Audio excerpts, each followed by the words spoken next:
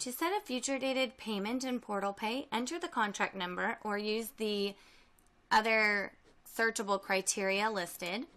Select or click on the contract number and you'll be directed to the Take Payment screen. Enter the payment amount just as you would if the customer were making the payment for today's date. Enter the payment method, checking account, savings account, or credit card.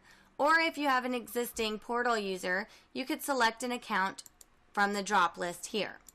Enter the future date that the customer is going to make the payment on by using the calendar or just highlighting and typing the date in this calendar field.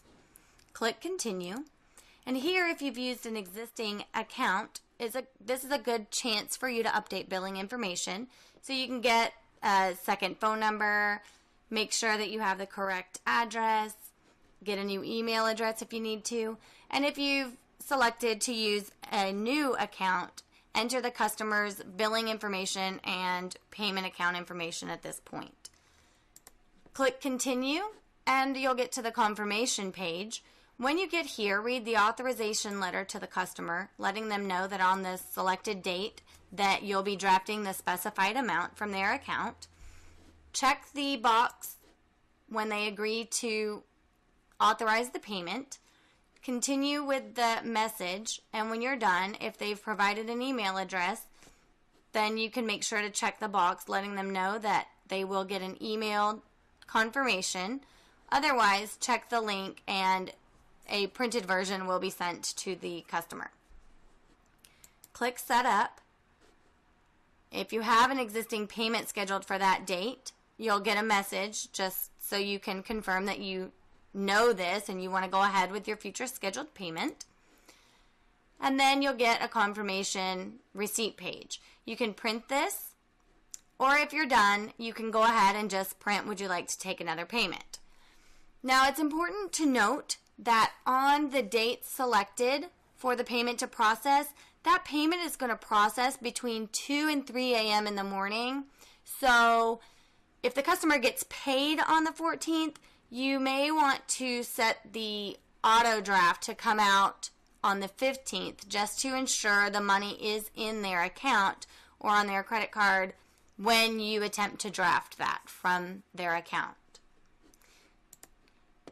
If you have an existing future dated payment set in the system, if you go into the Payment Activity Center and go to Schedule Future Payments, you can enter the contract number or use the other search criteria. Click on the contract number when it appears, and you'll get a list of all your future payments.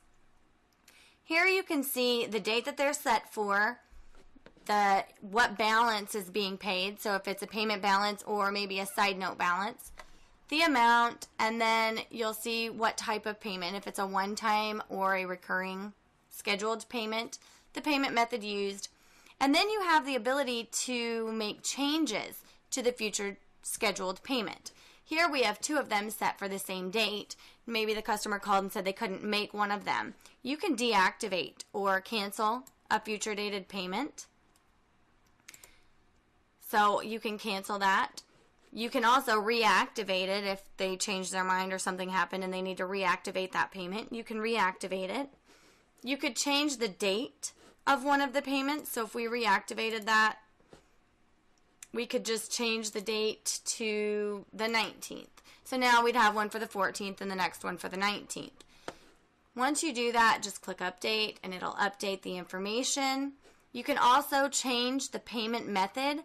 So if the customer has existing accounts, you could change from the one you selected to a different one. And then you also have the option to cancel all scheduled future payments. So if you do need to make any edits, rather than causing the customer to have canceled fees, cancellation fees, or NSF fees, you can come in and edit payments rather than just letting them attempt to process and being returned.